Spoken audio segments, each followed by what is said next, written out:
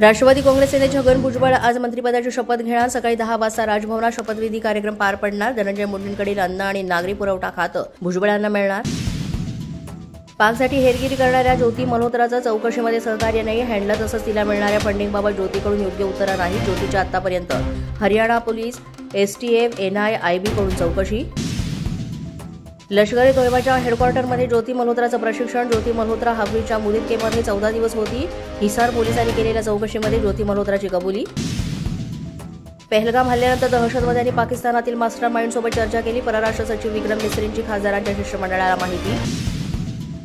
11 दिवसांमध्ये हरियाणा, पंजाबमधून पाकचे 12 गुप्तहेर पकडले। अनेकांचा पाकिस्तानी दूतावासाशी संपर्क। अटक केलेले सर्व गुप्तहेर 20 ते 35 वयोगटातील।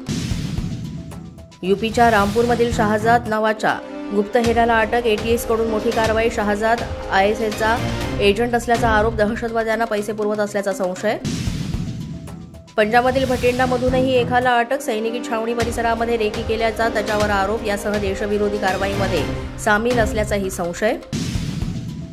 नूहमधून शरीफ नावाच्या एका गुप्तहेराला अटक। शिरसा एअरबेसला जाऊन एअरफोर्सचे फोटो आणि व्हिडिओ देण्यास सांगितलेलं होतं। त्या बदल्यामध्ये 1 लाख रुपयांचं आमिष दिल्याची तारीफची कबुली। यासह तारीफ पाकिस्तान उच्चायुक्तालयातील अधिकाऱ्यांच्या संपर्कात होता अशी ही माहिती।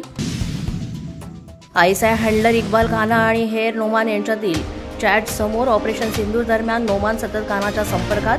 नोमानकडून एकूण 6 भारतीय पासपोर्ट जप्त। सर्व पासपोर्टवर पाकिस्तानची एंट्री। पाकिस्तान दौरा केलेला युट्यूबर नवांकुर चौधरी ही चर्चेत। नवांकुर चौधरीची पाकिस्तानमध्ये ज्योती मल्होत्रासोबत भेट। चौकशीसाठी बोलावल्यास पूर्ण सहकार्य करणार। नवांकुर चौधरीची प्रतिक्रिया। अशाच नवनवीन आणि ताज्या घडामोडी पाहण्यासाठी पोलीस माझा न्यूजच्या चॅनलला सबस्क्राईब करा। आमचं फेसबुक, ट्विटर आणि इंस्टाग्राम पेज आहे ते सुद्धा फॉलो करा।